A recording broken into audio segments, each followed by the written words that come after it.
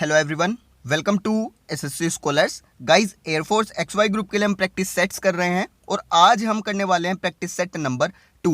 सो ज़्यादा से ज़्यादा क्वेश्चन अटेम्प्ट करने की कोशिश कीजिएगा एंड कमेंट बॉक्स में मुझे ज़रूर बताइए कि आपका स्कोर कितना रहा। सो स्टार्ट करते हैं। सबसे पहले आपका आता है choose the word which best expresses the meaning of the given word, यानी ये क्या है, सिनोनिम का क्वेश्चन है। तो देखिए, वर्ड है आपका रीप्रूफ। रीप्रूफ का मतलब होता है डांट, ठीक है। अब बात आती है ऑप्शंस की, तो फर्स्ट ऑप्शन है आपका ए है वार्निंग। वार्निंग का मतलब होता है चेतावनी। रिडिक्यूल का मतलब होता है मजाक। थ्रेट का मतलब होता है धमकी। तो देखिए, तीनों ही वर्ड जो हैं काफी अलग हैं, बिल्कुल डिफरेंट हैं। यहां पर ये जो है ऑप्शंस नहीं हो सकते। बचता है आपका ऑप्शन नंबर सी, रिब्यूक, जिसका मतलब है डांट। तो आपका आंसर क्या हो जाएगा? ऑप्शन नंबर सी आपका आंसर हो जाएगा रिब्यूक। नेक्स्ट देखिए, डायरेक्शन पढ़िए। Choose the word which is opposite in meaning to the given word, यानी कि अपोजिट वर्ड फाइंड आउट करना। एंटोनिम्स से क्वेश्चन है ये। वर्ड है आपका इनवैल्यूएबल। इनवैल्यूएबल का मतलब क्या होता है? इनवैल्यूएबल का मतलब होता है अमूल्य, यानी कि कोई ऐसी चीज जिसकी कीमत ना लगाई जा सके, ठीक है। वो इतनी ज्यादा जो है, मैं कहूंगा प्रीशियस है, प्राइसलेस है। तो मैंने आप बोला प्राइसलेस, तो प्राइसलेस का मतलब भी क्या होता है? अमूल्य, जिसकी कोई कीमत ना हो, ठीक है। इसके बाद आपका आता है इनएस्टिमेबल। इनएस्टिमेबल का मतलब ये है कि आप उस चीज की जो है कीमत नहीं बता सकते, उस चीज की कीमत नहीं लगा सकते, उसका जो एस्टिमेट है आप वो नहीं लगा सकते कि ये चीज कितने की हो सकती है। इसके बाद आता है आपका रेयर। रेयर का मतलब क्या होता है? दुर्लभ, कोई ऐसी चीज जो कि कभी कभी होती है, ठीक है। तो ये तीनों ही ऑप्शंस आपने देखे काफी ज्यादा अलग हैं। ये दो तो आपके सिनोनिम्स हो गए। रेयर का मतलब बिल्कुल डिफरेंट हो गया। बचता है आपका वर्थलेस। तो वर्थलेस का मतलब क्या होता है? वर्थलेस का मतलब होता है आपका बेकार, या फिर मैं कहूं रद्दी। तो इनवैल्यूएबल यानी एक ऐसी चीज जो कि बहुत ही ज्यादा अमूल्य है, प्रीशियस है। और वर्थलेस का मतलब एक ऐसी चीज जो कि बिल्कुल बेकार है, रद्दी है। तो अपोजिट वर्ड आपको मिल गया। आंसर हो जाएगा आपका option number D, worthless. Clear? इसके बाद आपका आता है choose the correctly spelled word, यानी स्पेलिंग टेस्ट। ये क्वेश्चन मैं आपके लिए छोड़ता हूं। कमेंट बॉक्स में मुझे इसका आंसर बताइए कि क्या होगा। ऑप्शन नंबर वहां पर लिख दीजिए और डायरेक्शन 3। इसके बाद में आता है direction 4 to 6। Find out which part of the sentence has an error, यानी एरर डिटेक्शन से अब क्वेश्चन आ गए। If the sentence is free from error click the no error, यानी अगर कोई एरर है तो फाइंड आउट कीजिए, नहीं है तो नो एरर वाला जो ऑप्शन है उसको टिक कर दीजिए। क्वेश्चन देखिए, नंबर 4 है I have come as soon as the customers leave your shop. अब देखिए, यहां पर सेंस क्या बन रहा है? अगर थोड़ा सा हिंदी इसकी बनाई जाए तो यहां पर है कि मैं एज सुन एज, यानी कि जैसे ही तुम्हारे कस्टमर्स तुम्हारी शॉप से जाते हैं मैं तुरंत ही आ जाऊंगा, ठीक है। जैसे ही तुम्हारे कस्टमर्स जाते हैं मैं वैसे ही आ जाऊंगा। तो आ जाऊंगा, आ जाऊंगा का मतलब क्या है कि सेंटेंस जो है वो आपका फ्यूचर में बनना चाहिए। क्लियर? और यहां पर आप देखेंगे तो यहां पर क्या है? आई हैव कम, तो सेंटेंस को जो है प्रेजेंट में बना रखा है। तो ये जो है बिल्कुल गलत हो गया। अब यहां पर आपको क्या करना है? ए पार्ट में आपका एरर है, और एरर को कैसे रिप्लेस करेंगे? तो देखिए, हैव कम को रिप्लेस कर देंगे विल कम से। आप क्या बना देंगे? I will come as soon as the customers leave your shop, यानी जैसे ही कस्टमर्स तुम्हारी शॉप से जाते हैं वैसे ही मैं आ जाऊंगा। तो ऑप्शन नंबर ए आपका यहां पर करेक्ट हो गया। ए पार्ट में आपका एरर है। इसके बाद में 5th है I called on his house yesterday and have given him money. अब देखिए, यहां पर आया कॉल्ड ऑन। तो कॉल्ड ऑन का मतलब क्या होता है? कॉल्ड ऑन का मतलब होता है बुलाना, ठीक है। तो मुझको क्या है, घर पर बुलाया गया कल, और मैंने उसे जो है पैसे दिए, ठीक है। आपने जो है उसको पैसे दिए हैं। तो एक चीज मैंने आपको बताई थी, देखिए, अगर किसी सेंटेंस में यस्टरडे आ जाए तो यस्टरडे से हमें क्या पता चल जाए कि वो जो सेंटेंस है वो पास्ट टेंस में है। क्लियर? ये हमें पता चलता है। यस्टरडे यानी सेंटेंस पास्ट टेंस में। अब पास्ट टेंस में है तो यहां पर आप देखेंगे हैव गिवन आया है। हैव गिवन का मतलब क्या है? हैव तो आपका प्रेजेंट में आता है, तो आपको क्या करना है? इसे पास्ट में बदलना है। तो हैव गिवन की जगह आप क्या कर देंगे? गेव कर देंगे। यस्टरडे यानी कि सिंपल पास्ट टेंस, और सिंपल पास्ट टेंस के लिए आप क्या करते हैं? वर्ब की सेकंड फॉर्म का यूज करते हैं। तो हैव गिवन को रिप्लेस कर देंगे गेव से, यानी ऑप्शन नंबर सी आपका करेक्ट होगा। सी पार्ट में आपका एरर है। इसके बाद नंबर 6 है the reason for my absence is due to ill health. अब देखिए, आपने एक रूल पढ़ा है कि अगर सेंटेंस में द रीजन आ जाए, ठीक है। द रीजन अगर आता है तो इसका मतलब क्या है, कारण। क्लियर, कंजक्शन के अंदर हमने ये पढ़ा है, द रीजन का मतलब कारण। और ये याद रखिए कि द रीजन के बाद किसी भी कंडीशन में ना तो बिकॉज आएगा, ना बिकॉज ऑफ आएगा, ना ड्यू टू आएगा, और ना ही ओइंग टू आएगा।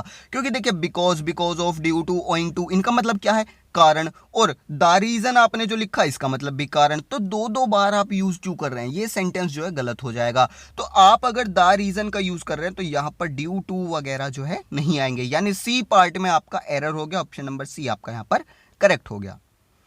इसके बाद देखिए डायरेक्शंस पढ़िए। The sentence given with blanks are to be filled with an appropriate words, choose the correct alternative. यानी फिलर्स यहां पर आ गए, फिल इन द ब्लैंक्स आपको फिल करने हैं। तो देखिए सबसे पहले आपका है I like dash in the sun. अब यहां पर जो वर्ड्स हैं, जो ऑप्शंस हैं, वो सभी लाइंग से रिलेटेड हैं। तो आपको जो है सूरज में, ठीक है, सूर्य में लेटना पसंद है, ये यहां पर सेंस आती है। ठीक है, लाइन का मतलब आप जानते हैं लेटना। अब बात आती है यहां पर स्पेलिंग्स की एंड वर्ब्स फॉर्म की। तो देखिए I like lying in the sun, ये होगा। क्लियर, यहां पर जो आपका सेंटेंस बनेगा उसमें जो आपका ये जो फिल इन द ब्लैंक्स है, इसमें आईएनजी फॉर्म वाला ऑप्शन आएगा। अब आपका ये डाउट बनता है कि लेइंग आएगा या फिर लाइंग आएगा। तो देखिए लेइंग यहां पर नहीं आएगा, लाइंग आएगा, LYING, क्योंकि इसी का मतलब होता है लेटना, या फिर मैं कहूं पड़े रहना, रेस्ट करना। ठीक है, तो मुझे पसंद है सन के नीचे रेस्ट करना। ठीक है, सूर्य की रोशनी में रेस्ट करना। इसके बाद आता है please do not dash an offer made by the chairman. Clear, अब देखिए ऑफर, तो ऑफर को डिनाई नहीं किया जाता। डिनाई का मतलब क्या होता है, डिनाई का मतलब होता है आपने कोई अपराध कर दिया और उसके बाद आप जो है उस बात से नकारते हैं। ठीक है, कि मैंने ये नहीं किया, आप उसे अस्वीकार करते हैं, तो वो होता है डिनाई। अब यहां पर ऑफर की बात है, तो ऑफर को रिफ्यूज किया जाता है। ठीक है, रिफ्यूज यानी कि मना करना। ठीक है, ऑफर के लिए याद रखिए हमेशा क्या किया जाता है, ऑफर को रिफ्यूज किया जाता है। इसके बाद आपका आता है the clerk asked for my dash. अब देखिए क्लर्क आपसे क्या मांगेगा। ठीक है, तो डिटर्मिनेशन नहीं आएगा, डेस्टिनी का देखिए डिटर्मिनेशन वगैरह ये तो आपके आने ही नहीं है। बात करता हूं मैं डेस्टिनी की, तो डेस्टिनी मतलब होता है भाग्य, आप जानते हैं। डेस्टिनेशन का मतलब होता है लक्ष्य।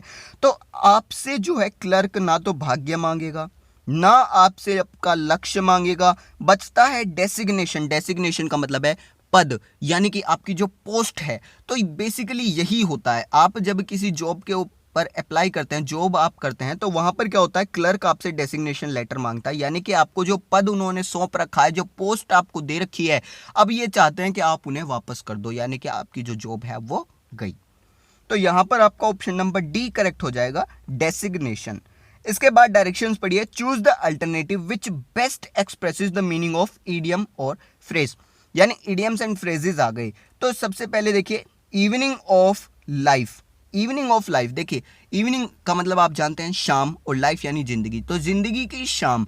तो देखिए जब आप जवान होते हैं तो कहते हैं कि ये जो है सबसे बेहतर टाइम है आपकी लाइफ का। ठीक है, और इवनिंग यानी कि इवनिंग कब होती है, सुबह दोपहर, उसके बाद होती है इवनिंग। तो इवनिंग का मतलब है ओल्ड एज। आपकी लाइफ में सबसे पहले आप एक बच्चे होते हैं, चाइल्डहुड, ठीक है, फिर एडल्टहुड, और फिर जो है आप ओल्ड एज में आ जाते हैं। तो ओल्ड एज आपकी जो है लाइफ की इवनिंग है, जिसके बाद रात होने ही वाली है, आपकी डेथ हो ही जाएगी। क्लियर, तो इस तरीके से आप समझ सकते हैं। देन आपका आता है बटन हर लिप। क्लियर, यहां पर देखिए बटन हर लिप, तो यहां पर होठों का जो यूज है वो किस लिए किया जाता है, बोलने के लिए किया जाता है। अब अगर मैं आपके होठों पर बटन लगा देता हूं या फिर मैं उनको जो है बंद कर देता हूं, तो क्या फर्क पड़ेगा, आप बोल नहीं पाएंगे। ठीक है, तो इसका मतलब यही है, बटन हर लिप का मतलब है कि उसके होठ बंद कर दो, यानी कि स्टॉप टॉकिंग। क्लियर, जब कोई बंदा ज्यादा बोलता है तो आप उसको बोल सकते हैं बटन हर लिप या बटन योर लिप। ठीक है, आप जो है बोलना बंद करो, स्टॉप टॉकिंग। इसके बाद आता है invent Coke and bull stories. तो देखिए यहां पर क्या है, मुर्गा, ठीक है, कोक का मतलब क्या होता है, मुर्गा, और बुल का मतलब होता है सांड। तो आपने क्या कोई ऐसी कहानी सुनी है मुर्गे और सांड की, नहीं सुनी, क्योंकि देखिए मुर्गा बहुत अलग चीज़ है और सांड बहुत ही अलग चीज़ है, तो इनकी स्टोरीज आपने नहीं सुनी होंगी।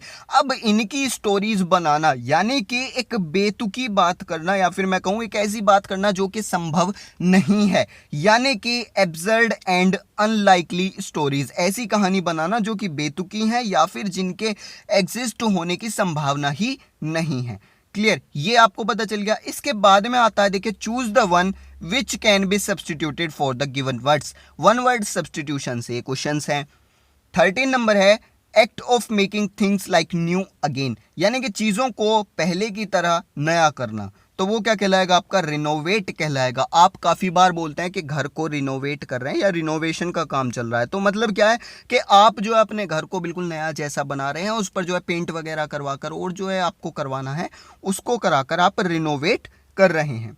उसके बाद आता है वन हु नोज एवरीथिंग, तो देखिए यहाँ पर आपके जो वर्ड्स आ रहे हैं वो सभी वर्ड पावर मेड इजी की जो हमारी सीरीज है वहां से आ रहे हैं। अगर आपने वो सीरीज करी है तो आपके लिए बहुत ज़्यादा इजी हो जाएगा। देखिए ओमनीसेंट मैंने वहां पर आपको बताया था, ओमनी का मतलब क्या होता है ऑल यानी कि सब, और सेंट का मतलब होता है नोइंग यानी कि जानना, तो सब कुछ जानना उसको क्या बोलते हैं ओमनीसेंट, यानी एक ऐसा पर्सन जो कि सब कुछ जानता है उसको क्या बोलते हैं ओमनीसेंट बोलते हैं, यानी ऑप्शन नंबर ए आपका करेक्ट हो गया। क्लियर।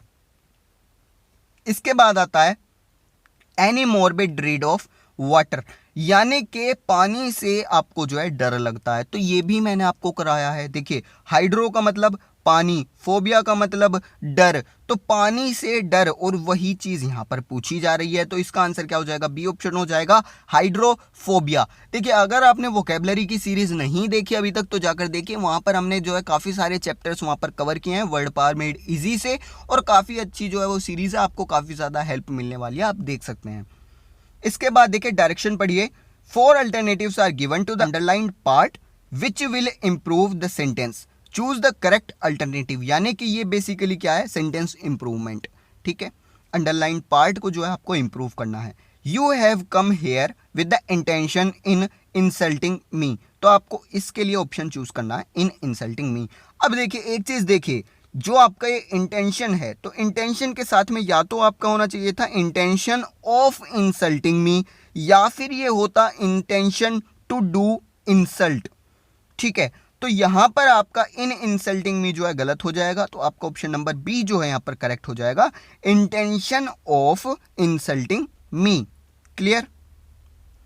इसके बाद आता है I did not give at the examination as my circumstances are bad, तो यानी कि आपने जो है एग्जाम नहीं दिए थे क्योंकि आपकी जो कंडीशन थी, आपके जो सर्कमस्टांसेस थे वो बहुत ही ज़्यादा खराब थे। अब देखिए एग्जामिनेशन के लिए आप कभी भी गिव वगैरह नहीं यूज़ करते, ना गिव ना राइट ना सिट, आप हमेशा एग्जामिनेशन के लिए यूज़ करेंगे अपीयर। एग्जामिनेशन में अपीयर होने का मतलब क्या है, एग्जाम को लिखना, एग्जाम में बैठना। ठीक है, अपीयर आप हमेशा यूज़ करेंगे एग्जामिनेशन के लिए। जैसे मैंने आपको बताया ऑफर को रिफ्यूज करा जाता है हमेशा, उसी तरीके से एग्जामिनेशन में अपीयर हुआ जाता है। ठीक है, दो he worked hard but he failed. अब आपने एक रूल पढ़ा है कि दो के साथ में कभी भी जो है बट वगैरह नहीं आते, दो के साथ में हमेशा क्या आता है यट आता है, यानी ऑप्शन नंबर बी आपका यहां पर करेक्ट हो जाएगा, दो के साथ yet. Then no sooner did the teacher come into the class when we stood up. अब यहां पर आपको वैन को जो है इंप्रूव करना है, तो एक चीज देखिए आपने केस पढ़ा है नो सूनर का, नो सूनर अगर किसी सेंटेंस में आता है तो उसके साथ में क्या यूज किया जाता है देन यूज किया जाता है। अब ध्यान दीजिएगा मोस्ट इंपॉर्टेंट, देन जो है आपका THAN वाला देन। ठीक है, नो सूनर के साथ में हमेशा THAN वाला देन यूज किया जाता है, ना तो THEN देन आएगा, ना WEHN वैन आएगा, ना वैन आएगा ना देन आएगा। ठीक है, THAN वाला देन आ जाएगा नो सूनर के साथ, याद रखिए। इसके बाद आता है he was so much a coward to help his friend. अब देखिए यानी कि वो जो है इतना डरपोक है कि वो अपने फ्रेंड की भी हेल्प नहीं कर पाया या नहीं कर पाया था। ठीक है, अब यहां पर देखिए सेंटेंस क्या है, थोड़ा सा नेगेटिव क्वालिटीज को शो कर रहा है। ठीक है, यहां पर जो ही है जिसकी बात की जा रही है उसको जो है डरपोक बताया जा रहा है, तो थोड़ा सा नेगेटिव यहां पर सेंस दिया जा रहा है। तो आपको पता है जब भी कोई सेंटेंस नेगेटिव बनाया जाए तो वहां पर जो है सो यूज नहीं किया जाता, वहां पर यूज किया जाता है टू। ठीक है, तो सेंटेंस क्या बन जाएगा, he was too much of a coward to help his friend, यानी कि ऑप्शन नंबर बी आपका यहाँ पर करेक्ट हो जाएगा। सो ये था हमारा प्रैक्टिस सेट नंबर 2 और आई होप आप सभी को जो है क्वेश्चन समझ आए होंगे। अगर फिर भी कोई डाउट बचता है तो कमेंट बॉक्स इज योर्स, आप मुझे कमेंट कर सकते हैं। आज के सेशन में इतने रखते हैं। Thank you.